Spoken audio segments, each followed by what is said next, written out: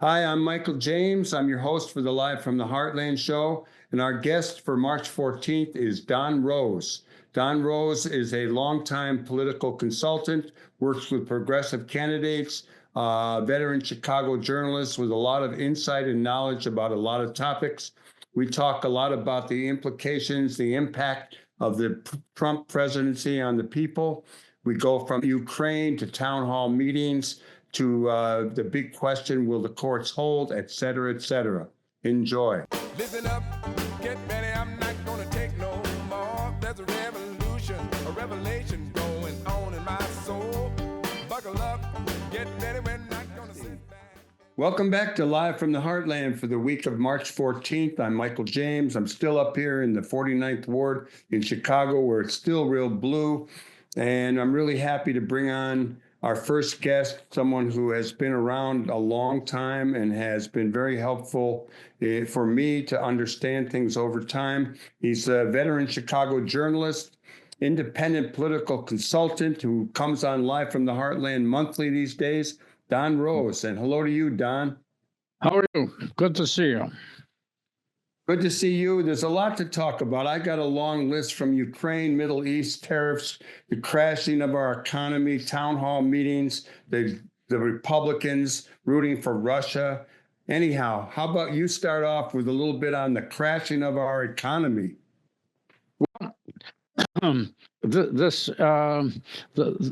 is due, as I think many of your listeners, viewers will know, is due to primarily the imposition of all these tariffs. And tariffs wind up being a tax on the people who live here. It does not punish the country that the tariffs are imposed on. They get that covered, but it winds up, as I say, being a tax on the people here in the States who have to buy some of these products. Now, that becomes a problem, and when it's coupled with the firings that are going on that are soon to make an impact on our numbers. We've had tens of thousands of people fired, and they're facing the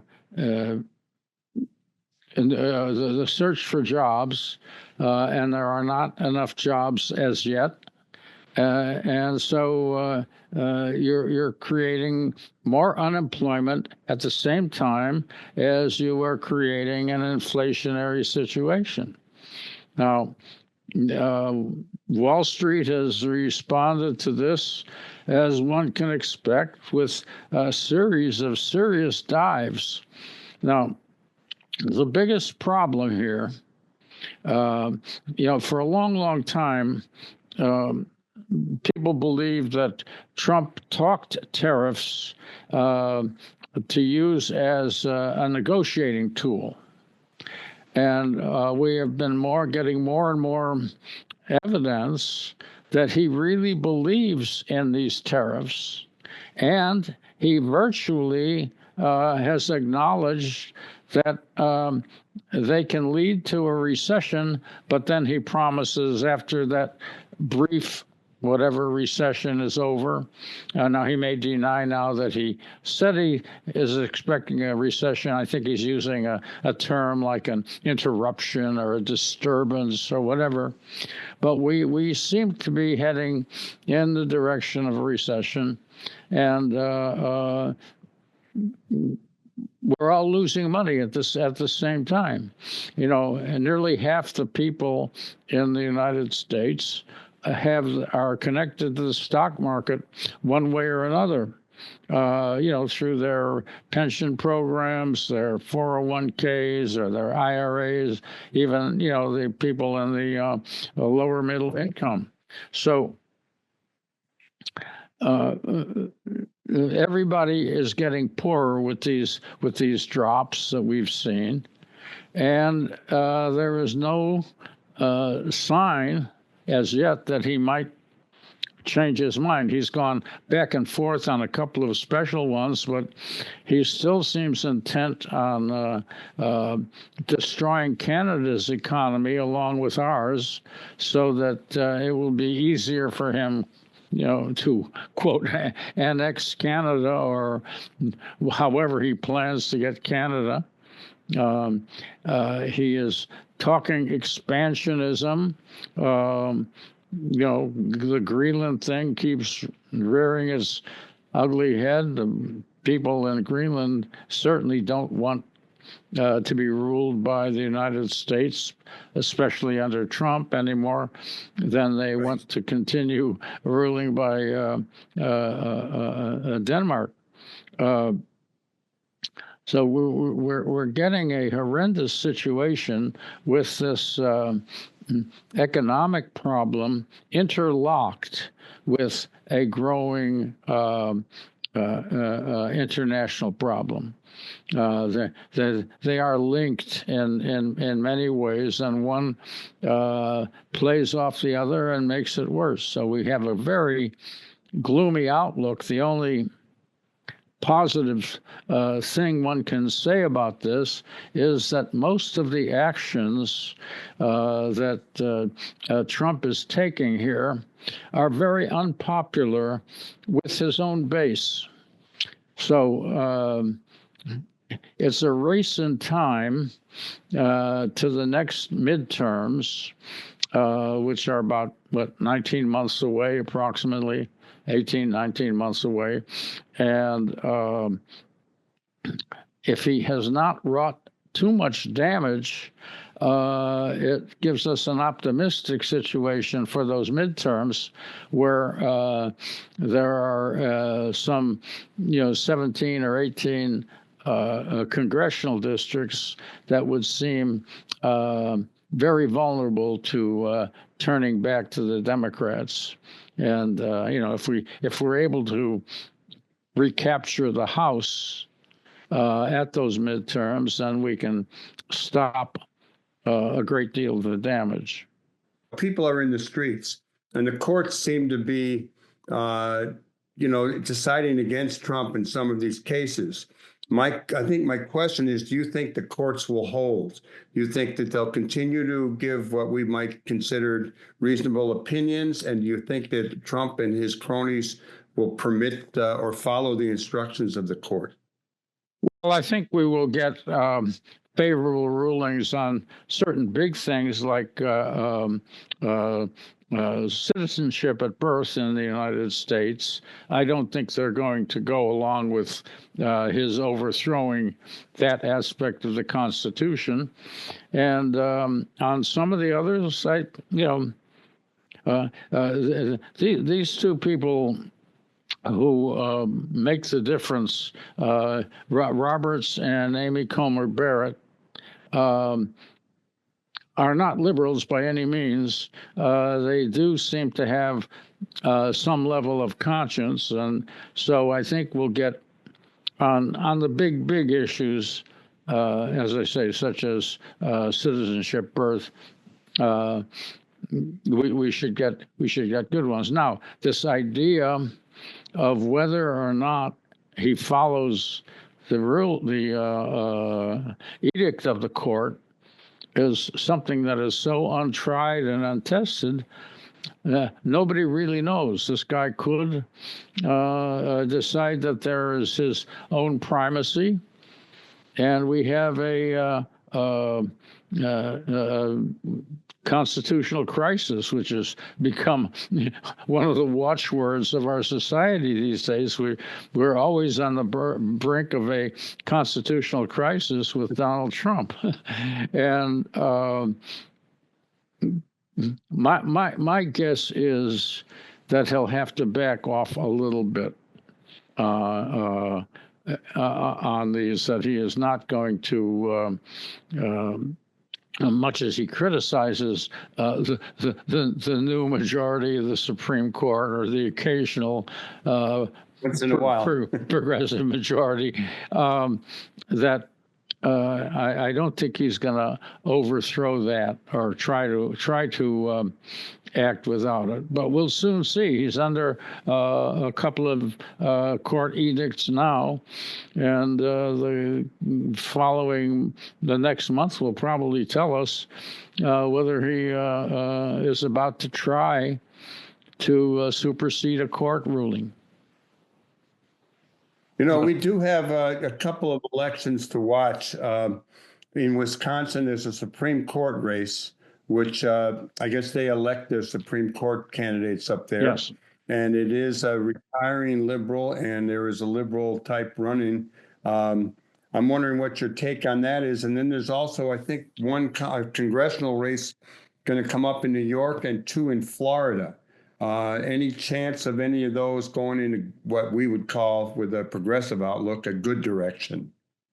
Well, I can't say I'm confident, but I do think that we will do very well in the Wisconsin situation with the Supreme Court.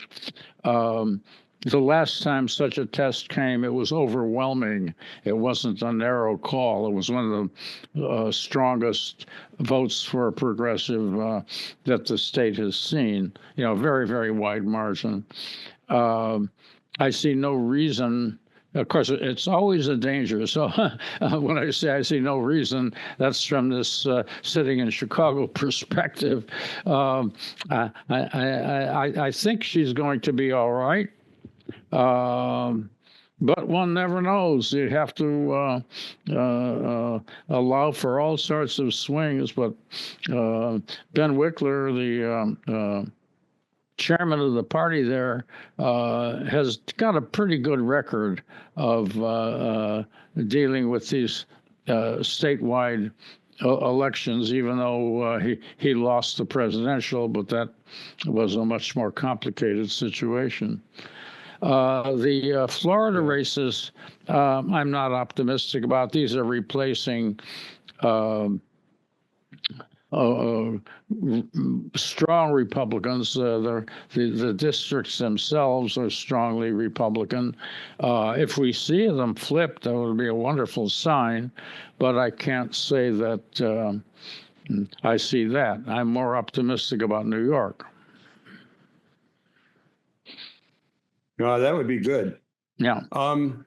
Let me ask you a little bit about Republicans. They so far, I haven't seen anyone really shift on anything. You know, we would say they are chicken. I'm not sure if I can say the rest of that word. They've been cruel, kind of two-faced, racist, sexist. And they brought our mayor, as well as other sanctuary city mayors, into speak before Congress. How did you think Brandon Johnson, the Chicago mayor, the Boston mayor, how they did, and what might be a good tack for Democrats in the Congress and beyond to take in opposition to the Republicans? Well, there's no doubt that the Democratic Party has to keep up its opposition to almost everything they're proposing. I think that the mayors held their own, including Brandon Johnson. I thought that this was the best kind of setting for him because he can be a good talker. That's what helped him get elected. You know, he came out of nowhere and seemed to have won a lot of the debates or performed well enough in the debates to move him upward very rapidly in that mayoral election. So this was the best situation for him. And depending on who's looking at it, he either held his own or did well. And so, of course, some of the mayors from the other cities, I think, did even better. But we held up well in this assault on the concept of sanctuary cities. So I think the worldview has not changed dramatically on it. There are people who still support us and other sanctuary cities, and there are those who are going to oppose it.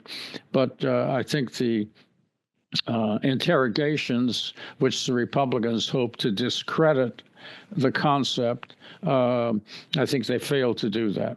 Any sense of what is really going out there in the hinterlands? We hear a lot of reports that the Republicans have, the Republican leadership are telling their people, their congressional reps, not to have town meetings. And we know that Bernie Sanders and a number of other Democrats are going around and trying to fill in and actually fan the flames of resistance. Any sense about what that says about the Republican Party and their electorate? Well, I think there is no question that the Trumpism, the MAGA people, are losing their grip on a number of issues.